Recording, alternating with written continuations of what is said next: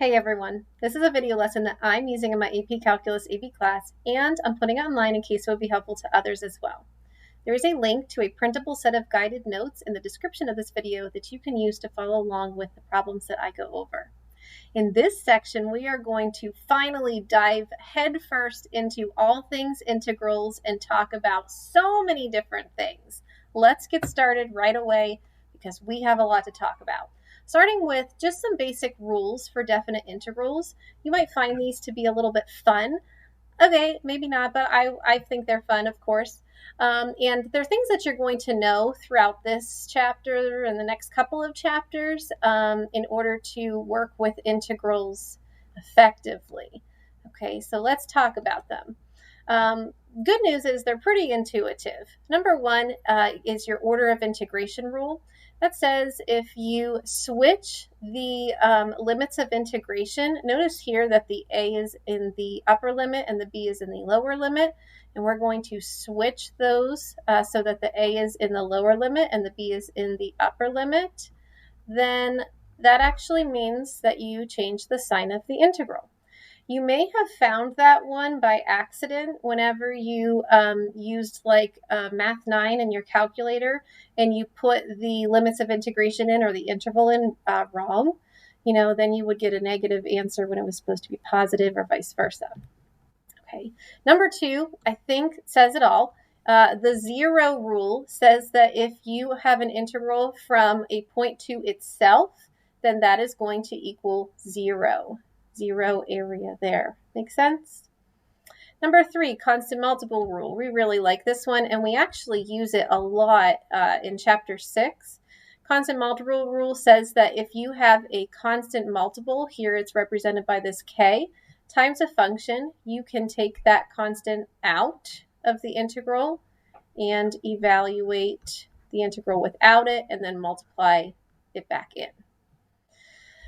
Number four, sum and difference rule. This one is also pretty straightforward. It just says that if you have a sum or a difference of two functions inside of an integral, you can break the integral up into the sum or difference of those two integrals separately, like this.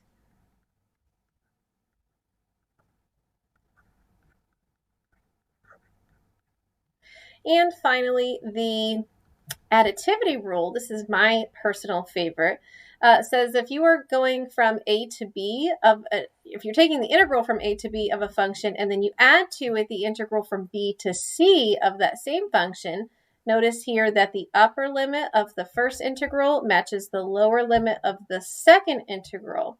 Then that means what you're really doing is taking the integral from a to c of that function, so you can combine those. Okay, let's get some practice with those basic rules with example 1. Okay, so we are given some integrals here. The integral from -1 to 1 of f of x dx is equal to 5. The integral from 1 to 4 of f of x dx is equal to -2. And the integral from -1 to 1 of h of x dx is equal to 7. And we're supposed to use these values to find the other integrals if possible. Okay, so I would recommend that you pause the video now, you look at the rules that we just wrote down, and you try to use them to do as many of these as possible. I'll give you a hint. There's one that's not possible. Can you find it? Okay, I'm going to pause the video too. I'm going to put my answers in and then I'll come back and show you. And I'm back. Did you find that D was the one with not enough info? Okay, it could be, I'm just going to start by talking about this one, that the integral from 0 to 1 of f of x dx is equal to 2.5. I have students argue, well, if from -1 to 1 is 5, then from 0 to 1 is half of that, so 2.5. Okay, but that only works if you have equal area from -1 to 0 as you do from 0 to 1, and that's not always the case. Okay, if it was symmetric at x equals 0, if you knew that about the function, then yes, you could say that, but here we don't know anything about the function f, so we cannot say that. Okay, all of the other ones can be done by using the rules that we just discussed, In part A, we're looking at the integral from 4 to 1 of f of x dx, and that is using your order of integration rule. Change this -2 to a +2. In part B, you're looking at the integral from -1 to 4. That's combining these two integrals, and that would be using my favorite, the additivity rule. In part C, the constant multiple rule and the sum and difference rule are what allow you to basically just plug in 5 for f of x and 7 for h of x and evaluate. E is probably everyone else's favorite, right? If you are going from 1 to 1, it doesn't matter what is in here, that answer is going to be 0. And finally, F is sometimes one that students say that they think cannot be done, but it can be done.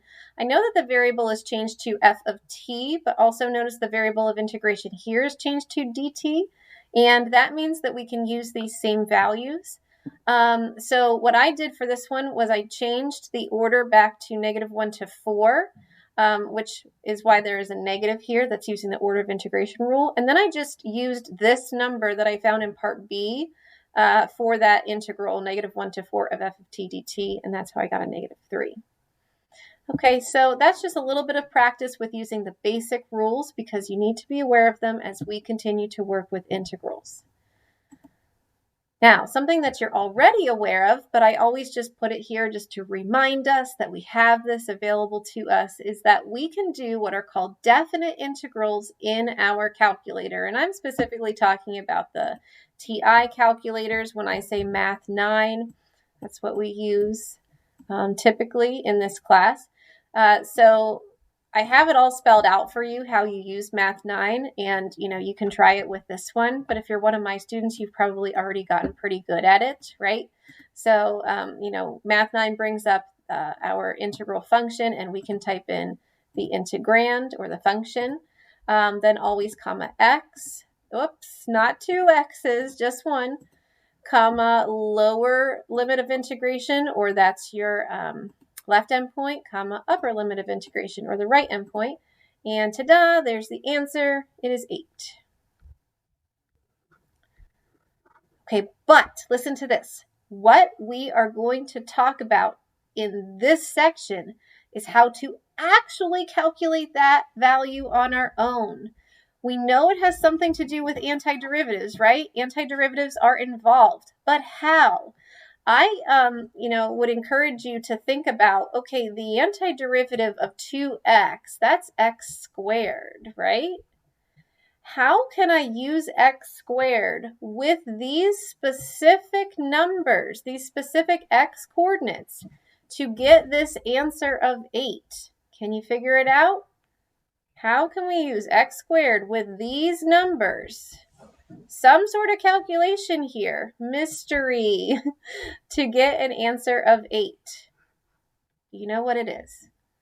Okay, if you're one of my students, you probably already know. Probably already let the cat out of the bag. I usually do an exploration about this, but I'm going to hold off on it. I'll save that suspense. Okay, but let's talk a little bit more about the rules of integrals before we talk about that big formula that we need to know. Take a look at example 2 with me. Use the integral function in your graphing calculator to find the following integrals. Okay, so in part A, we're going to find the integral from 1 to 2 of 13 to the x minus 11 to the x dx. And again, what we're going to use for that is good old Math 9. Okay, so here's just a little bit more practice of using this in our calculator because we can always use that practice, right? Comma x, comma 1, comma 2. And here we go. Is that right? Yeah, 14.946 approximately.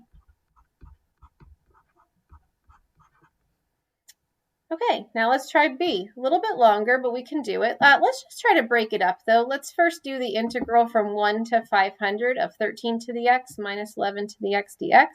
I can actually just hit second enter on my calculator and change the upper limit from 2 to 500, because that's what we need to do here, right?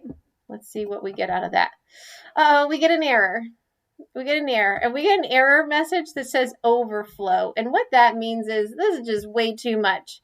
for the calculator to handle. Okay, look at this. We're working with exponentials, and we're going all the way to an x value of 500. Okay, just think about 13 to the 500th power. No, the calculator can't even do that part, okay? It's not going to work with that. So this is where our rules will come in handy. Okay, this is a little bit of a trick problem, I'll admit, where you can't use Math 9, so what are you going to do? You're going to use what you have learned, okay? And that is mainly these rules, okay? There are things that we can do with these integrals to combine them and to see what the answer is, okay? So first of all, I'm noticing that in the integrand, the function itself, here and here, I don't have the same function, and I want to kind of be able to combine these two integrals. Okay, that's my goal here, is to try to use that additivity rule, but I can only do that if I have the same function. Okay, they only differ by a sign, right? 13 to the x minus 11 to the x, and 11 to the x minus 13 to the x. They're just opposite signs. So I'm going to keep the first integral as is. And I'm going to factor a negative out of the second integral, or function in the second integral. And when I do that, these, can flip around that minus sign. So I'm going to factor that negative all the way out of the integral. That's using my constant multiple rule that says I'm allowed to do that. So again, if I change this plus to a minus, I'm factoring a negative out of this function. I can then turn this into 13 to the x minus 11 to the x dx. So that's what I would take as my first step. Okay, again, my goal is to try to combine these integrals through additivity, though. And in order to use additivity, remember, whoops, there it is. Okay, I'm just clicking way too much. Remember that the upper limit of the first integral needs to match with the lower limit of the second integral. So how are we going to do that? Well, we're going to use our order of integration rule. We can change these limits around. We can, again, just rewrite this first integral.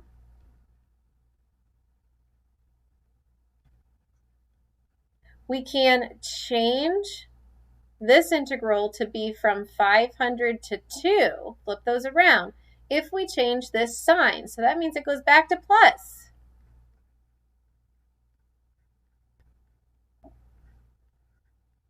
Which is just beautiful, because now we can very easily combine these using our additivity rule, which says if you're going from 1 to 500 of 13 to the x minus 11 to the x dx, but then you're going from 500 to 2 of 13 to the x minus 11 to the x dx, what you're really doing there is going from 1 to 2 of 13 to the x minus 11 to the x dx, and we already know that that answer is 14.946. Ta-da!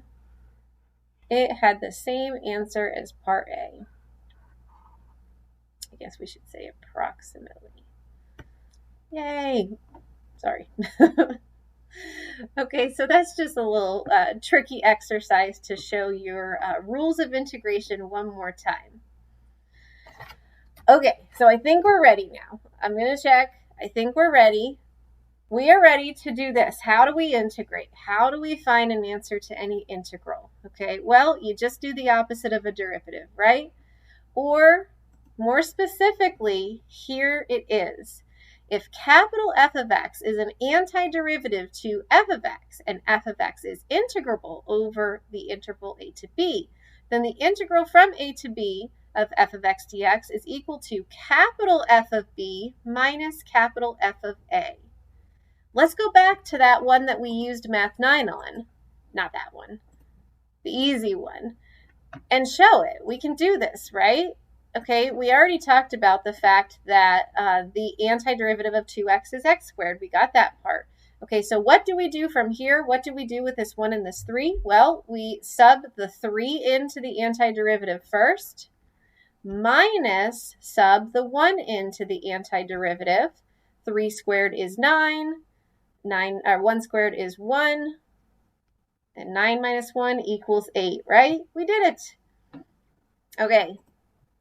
This is actually a pretty big deal, okay? I don't know how excited you are right now, but you should be, okay? It's a pretty big deal in calculus, and we're now going to do a ton of examples to work with it, to practice it so that we get good at it.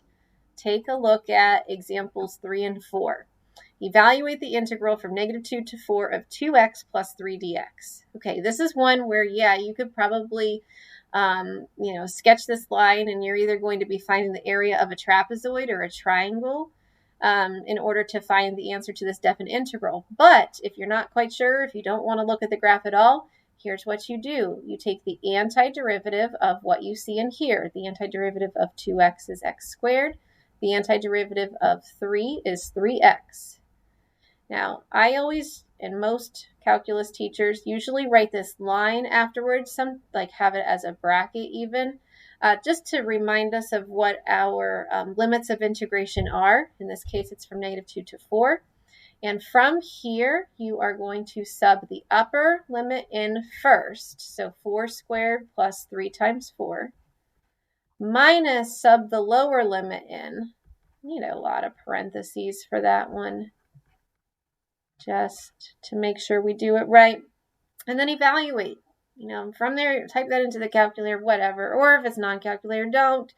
If you're doing the AP exam. But, here, this is 28. This is -2. And we get a final answer out of that of 30.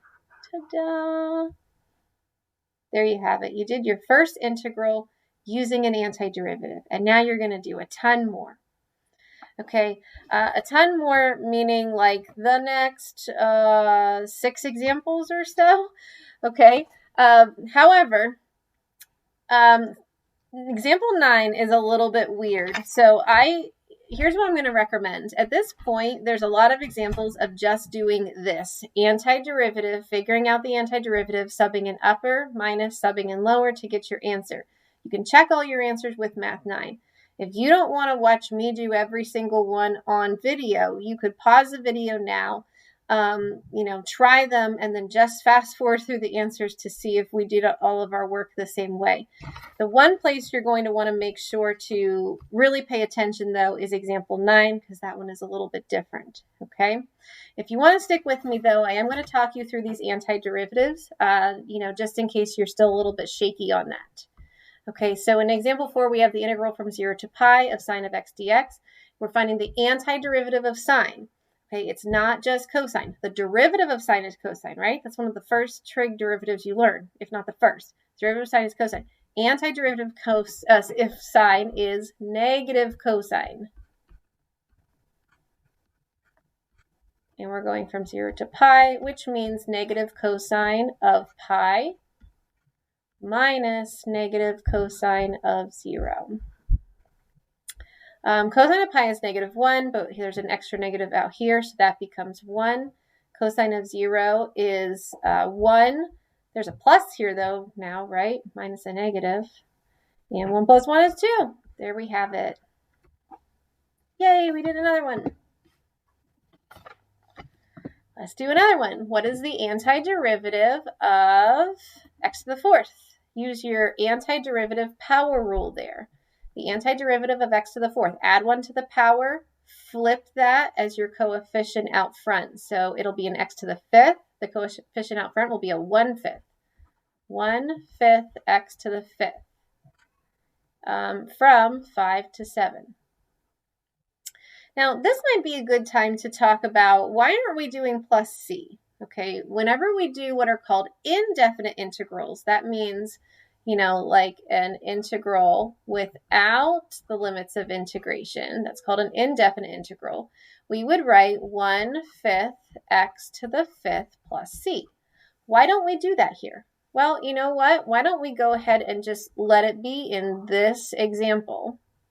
There's not too many terms to keep track of, so I think we can do that. Let's put that plus c in there and do our work with the plus c carried through. Okay, what would that look like? Well, that would look like this. 1/5 times 7 to the 5th plus c. That doesn't become a 7, okay? That's just a constant that we're not sure what it is. So we keep it a plus c. Minus 1/5 times 5 to the 5th plus c. Okay, what happens here? What happens to those c's? C minus c. Those cancel, don't they?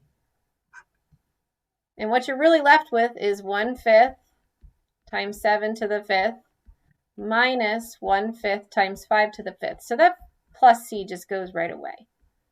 You might think, well, then we don't ever need it, right? We don't actually ever need it. Well, actually, we do. In the next chapter, we'll talk about something called solving differential equations. And yeah, you're going to want to have that plus c in there for those, okay? I'm not going to grab my calculator. I'm just going to look at my answer key and tell you the final answer to this one is 2,736.4. I went with a decimal for that one. Okay, example 6 is a little bit tricky. Like I said, if you're shaky with your antiderivatives, okay, this is one that you'll probably want to watch because what we have to do here is we have to think about chain rule backwards. What is the antiderivative of e to the 2x? Well, the antiderivative of e to the x is itself, right? Let's start there. Let's say the antiderivative of e to the 2x is e to the 2x. Okay, but here's what you want to think about. If you take the derivative of what you think is the antiderivative, you should get back to this right here. So if I take the derivative of e to the 2x, that is e to the 2x times 2. Again, I should get back to this, and I don't. These do not match. I need them to match. Okay, what's wrong with, why are they not matching? This times 2. So how you fix that, if you say, well, there is no times 2 in here and I need there to be a times 2, you can't do that. Okay, but what you can do is say, I need this times 2 to go away, and I can make that happen with a times 1/2. Times, put a 1/2 in here, not there.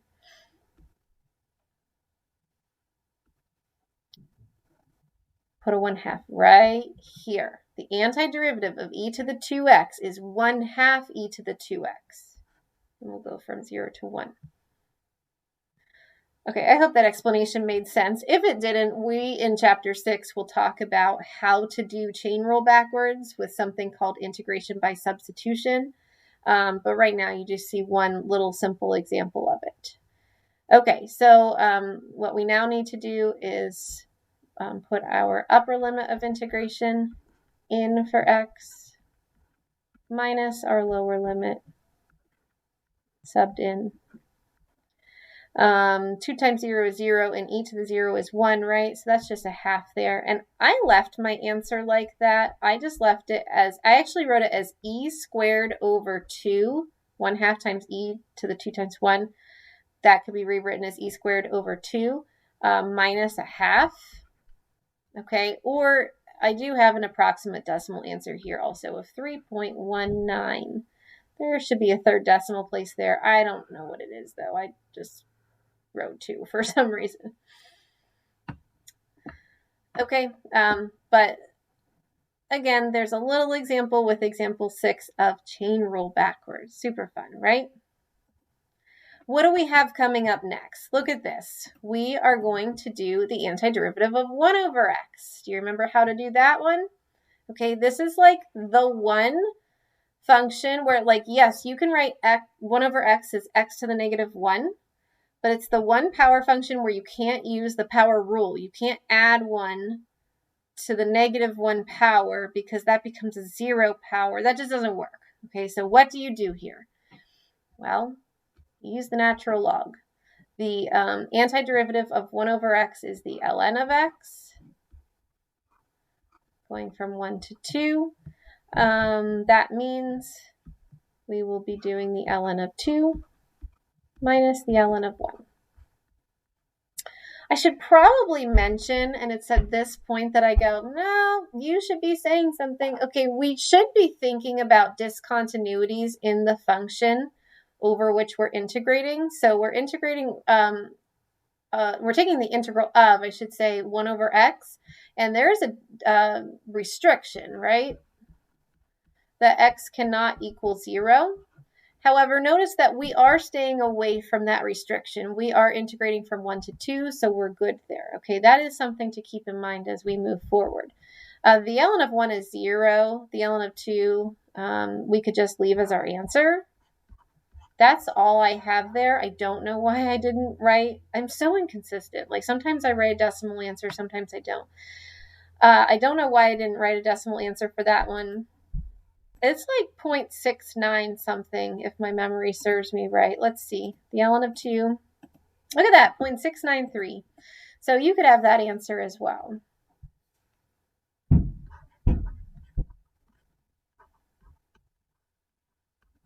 Okay, either one of these answers would be appropriate. Yay, okay, let's take a look at another one. These are getting progressively more difficult, I would say, maybe. Let's take a look at example 8. The integral from 0 to root 2 over 2 of 1 over the square root of 1 minus x squared. What do we do with that? Well, okay, keep in mind that in this chapter, we are actually still just doing some basic integrals. So I don't want you to go too crazy with this one. So what I mean is go back to when you learned derivatives, look at your derivative formulas, and find a function that when you took its derivative, you got this. What was it? Okay, again, we should, maybe mention, are there restrictions here? Yeah, there are restrictions here, but again, over the interval that we are looking at, we're good. So we don't have to worry about our restrictions. Okay. Have you found this yet, though? What is the antiderivative of 1 over root 1 minus x squared? Usually when I'm teaching this live, I say, go find it. Go figure it out.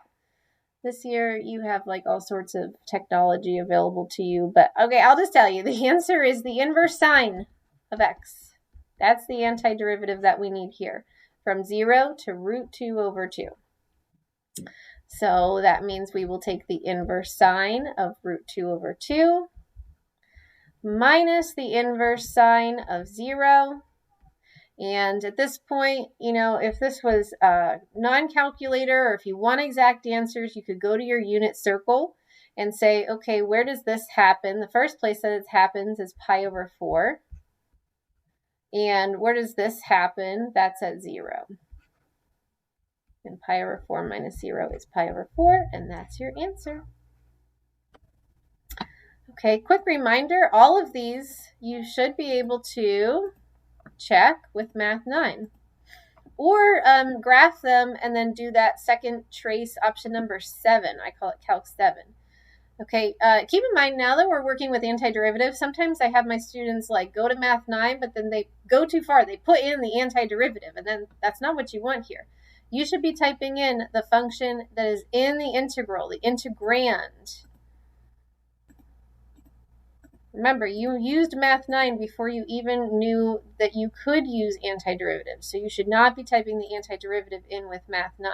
Always then comma x, comma 0, comma for this one, root 2 over 2. Now, is this calculator going to spit out pi over 4? No. But it's going to give its decimal equivalent. Pi divided by 4 is approximately 0.785.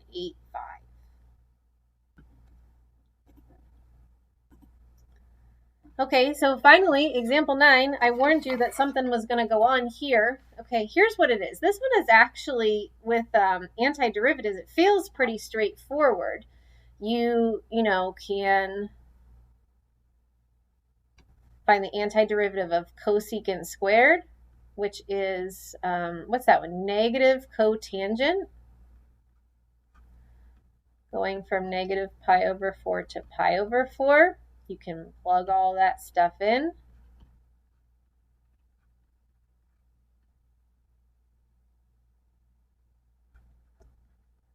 There's so many negatives happening here. Did I do that right? Yeah. For some reason, my paper, I have a negative and then I don't. My answer key's so weird sometimes, I swear. Okay, so cotangent of pi over 4. What's that? That is 1, right? Tangent of pi over 4 is 1, and cotangent is just its reciprocal, so that's 1. Here's a negative out here. minus another negative 1.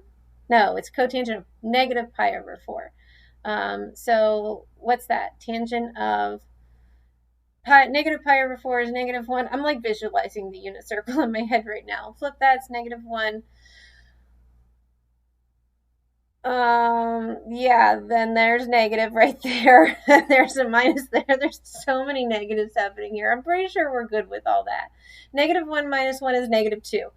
Okay, all that to get an answer that you can't even get. Okay, you're not even supposed to get. Look at this one. Here's why. First of all, if we check this one with Math 9, okay, let's do cosecant. How do you do cosecant squared? Well, you're going to do 1 divided by sine of x squared. That's cosecant squared. Comma x, comma negative pi over 4, comma pi over 4. Oh, we got an error. That's what happens. We got an error. We didn't get negative 2 out of that. We got an error. Okay, why are we getting an error? Well, we're getting an error because, take a look at cosecant squared.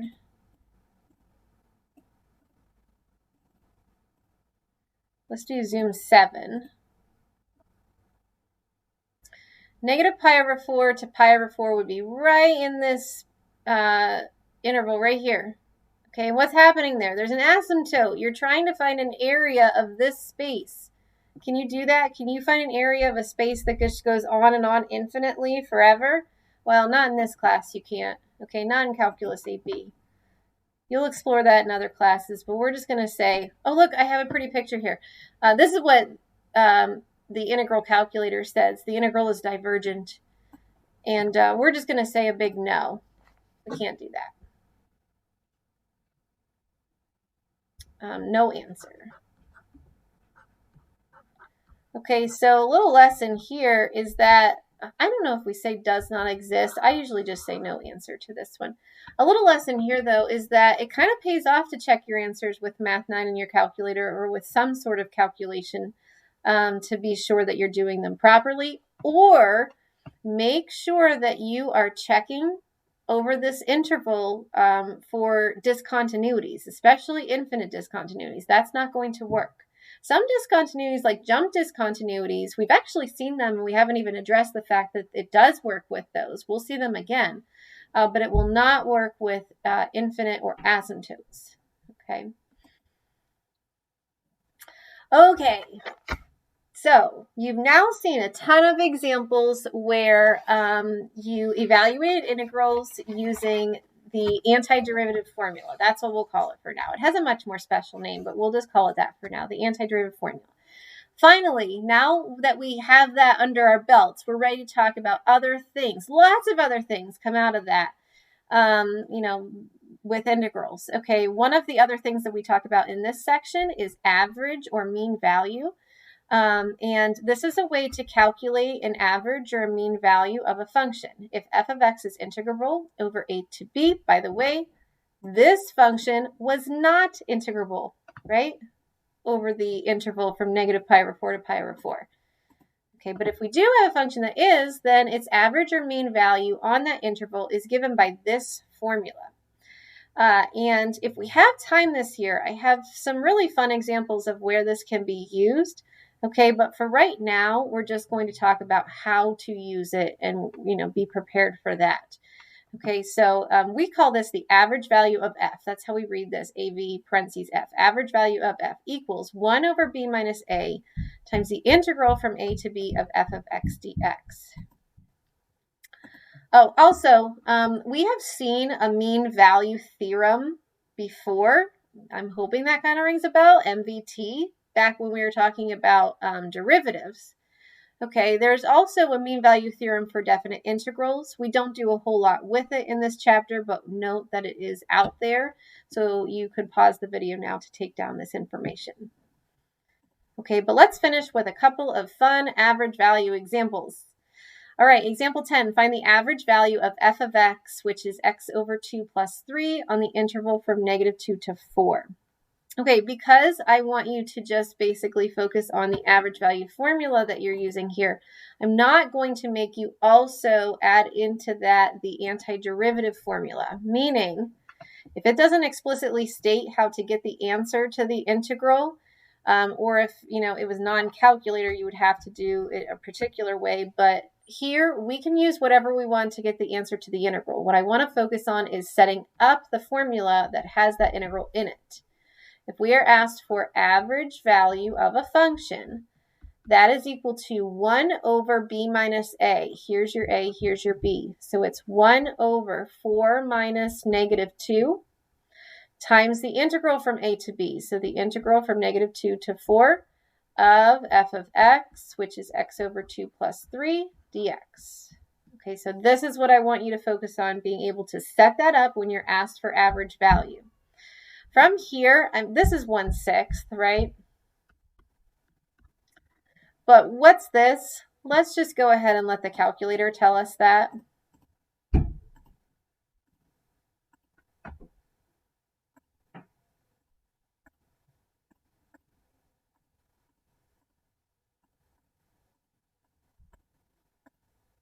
And it's 21. Okay, so it's a 6 times 21, which is 3.5. Okay, so what we just found is that of all the y values over the interval from -2 to 4 for this function, the average is 3.5. That's what we found. Okay, finally, one more example, but it's pretty much the same thing. This is one more time where I would suggest you pause the video, test it out, see if you can, set up the formula and evaluate with your calculator. I'm going to do the same, and I'll come back and show you the answer. Okay, here's the answer to example 11. The average value of the function 8x squared minus 1 over the interval from 0 to 3 is equal to 23. Okay, everybody, as usual, I hope this was helpful. Bye.